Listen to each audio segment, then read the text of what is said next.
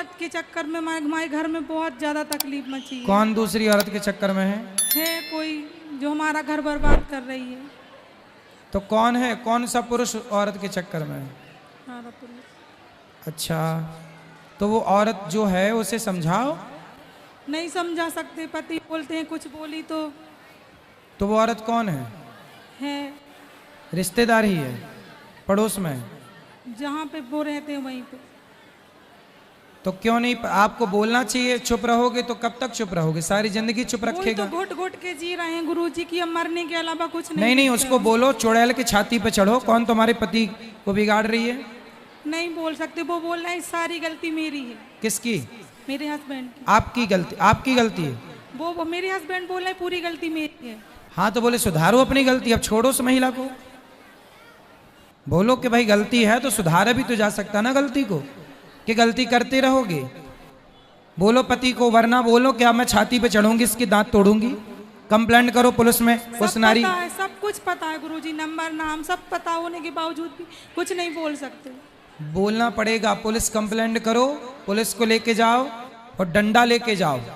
Husband मरने की धमकी देते हैं। कौन? मेरे पति। तो या तो हस्बैंड मरेंगे या आप कह रही हो कि हम घुट घुट के मर रहे हैं। तो किसको मरना है फिर बताओ? आप मरोगी तो उसकी तो बल्ले बल्ले हो जाएगी।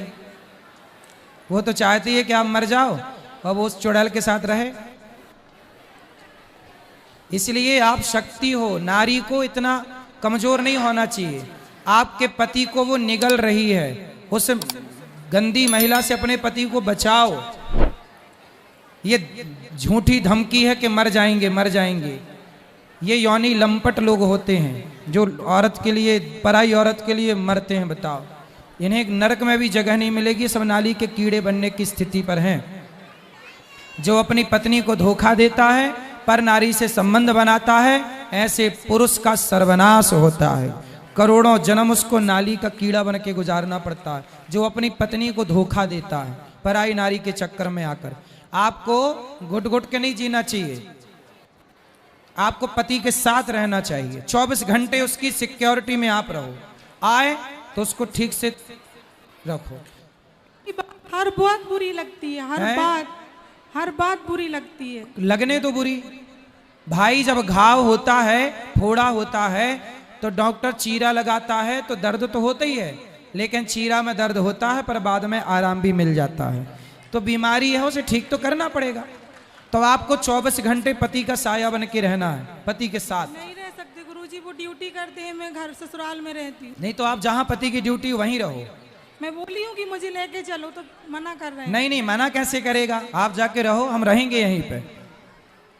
आपको तो वो बोलेगा कि वहीं रहो, आप जाओ वहीं, बोलो मैं यहीं रहूंगी। उसी द्वार पे रहना, उसी दरवाजे पे खड़ी रहना। पुलिस को बताना कि देखो ये मेरी पति के साथ ये महिला रहती है। एक तलवार लो। वो भी शादीशुदा है गुरुजी। एक तलवार लो, पहले पुलिस को बताओ, सरकार को देखो कि मैं तलवार ले रही हूं, सरकार आप पुलिस मेरी सहायता करे। नहीं तो फिर झांसी की रानी बनना ही पड़ेगा। आर या पार, क्या करोगे फिर? या फिर मरो, क्या करो फिर? पुलिस को बुलाओ, बताओ कि देखो आज मैं तलवार उठाने के लिए मजबूर हूं। अब बताओ, पुलिस सरकार सहयोग कर रही है, प्रशासन नहीं, तो आपको झांसी की रानी बनना ही पड़ेगा अपने पति की रक्षा के लिए। और मैं कहता हूं हर नारी जिसका पति पर नारी के चक्कर में पड़ जाए उसे यही कार्य करना चाहिए। पुलिस को सूचित करो, बताओ, वरना उस डायन की छाती पे चढ़ो। यही करना पड़ेगा। और कोई रास्ता हो तो आप बताओ फिर मुझे। ससुराल वाले बोलते हैं बच्चों को देख के रहो, घर को देख के रहो, एक न एक दिन सब ठीक हो जाए। अरे कैसे ये नालायक लोग ठीक होंगे? ये आज एक स्त्री के चक्कर में है, कल को दूसरी मिल जाएगी, तीसरी मिल जाएगी। ये कभी सुधरने वाले हैं? ये लोग सीधे क्या बातों के, कुछ लोग बातों से नहीं लातों से ही मानते। ये लतखोर लोग हैं, इन्हें अच्छी लातें चाहिए छाती पे, ये तब सुधरेंगे नालायक। मुझे मिले तो मैं उल्टा लटका के मिर्ची का धुआं दूं इन लोगों को, और 100 जूता सवेरे 100 जूता शाम। ये सब जूता खा के सुधरने वाले लोग हैं। पराई नारी के चक्कर में जो आदमी पड़े ना, उसे 100 जूता सवेरे मारो 100 शाम को। क्यों जी, कितने लोग मेरी बात से सहमत है? ये लतखोर होते हैं। बताओ, एक घर बसा बसाया घर उजाड़ दिया ना एक महिला ने।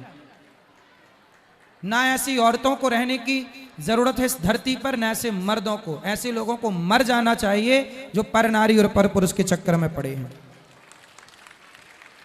ऐसे लोगों से इस देश का, ना राष्ट्र का, ना समाज का कुछ नहीं भला। मर जाना अच्छा है। क्यों? ऐसे लोगों का। आपका मरना, आप तो जियो, आपका जिंदा रहना जरूरी है बच्चों के लिए। लेकिन ये नालायक लोग जो अपनी पत्नी को और अपने पति को धोखा देते हैं, ऐसे लोगों को मर जाना ही ठीक है। ठीक है? हिम्मत हारो ना और राम विसारो ना। लड़ना पड़ता है अपने अधिकार के लिए। अर्जुन को भी लड़ना पड़ा। द्रौपदी के बाल पकड़ के दुशासन ने खींचा।